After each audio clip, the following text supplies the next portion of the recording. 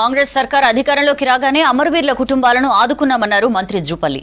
ఆదిలాబాద్ జిల్లా ఇంద్రవెల్లిలో అమరవీరుల స్మృతి వనాన్ని ప్రారంభించారు. పీసీసీ చీఫ్ గా రేవంత్ రెడ్డి ఇంద్రవెల్లి అమరుల కుటుంబాలను ఆదుకుంటామని హామీ ఇచ్చినట్లు తెలిపారు.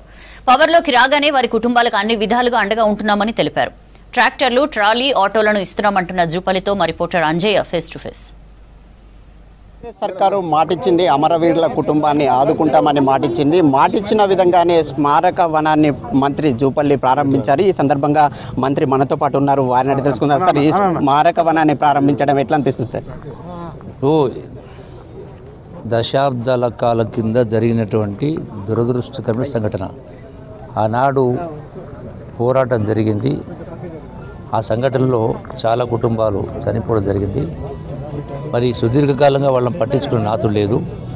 ఈనాడు ఉన్నటువంటి గౌరవ ముఖ్యమంత్రి ఆనాడు పీసీసీ ప్రెసిడెంట్గా ఉన్నప్పుడు ఇంద్రవెల్లికి వచ్చిన సందర్భంలో ఒక మాట చెప్పడం జరిగింది. ఆ చనిపోయిన కుటుంబాలకు ఆర్థికంగా సహాయం చేయడం కోసం ఒక్కొక్కరికి ఈ రోజున వారు చెప్పిన మాట పోయిన రోజున ఒక్కొక్కరికి 10 లక్షల రూపాయలతోటి వాళ్ళకి సహకరిస్తున్నాం. అందులో భాగంగానే ఈరోజు ఒక కుటుంబానికి ట్రాక్టర్ ఇస్తా ఉన్నాం. అంటే ఈ అన్ని కుటుంబాలకు కూడా ఇళ్ల స్థలాలు కూడా ఇవ్వడం జరిగింది. వాళ్ళకి ఇల్లు కూడా కట్టించి నిర్మించే కార్యక్రమం జరుగుతూ ఉంది.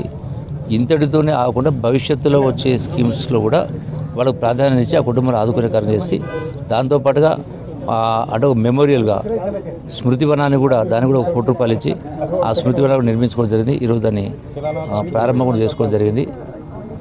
అంటే ప్రధానంగా గతంలో భూమి కోసం, భుక్తి కోసం, విముక్తి కోసం అని చెప్పిన వాళ్ళు ఎలాంటి అమరవీరులను ఆదుకోలేదు. కాంగ్రెస్ పార్టీ ఆదుకోవడాన్ని ఎట్లా చూడాలి? సో డెఫినెట్గా ఇది ప్రజాప్రభుత్వం, ఇందిరమ్మ ప్రభుత్వం కాబట్టి ఈ మార్పు కొట్టొచ్చుండే కనపడతా ఉంది. Thank you. ఇది మంత్రి చెప్తున్నారు. ముఖ్యంగా మంత్రి ప్రధానంగా ఎవరైతే ఆదివాసీ బిడ్డలు అమరులయ్యారో వారందరినీ ఆదుకోవడానికి మాటిచ్చింది. ఆ మాటను నిలబెట్టుకున్నామని ఆయన చెప్తున్నారు. కెమెరామెన్ విఠల్తో అంజయ్య, V6 న్యూస్, ఆదిలాబాద్.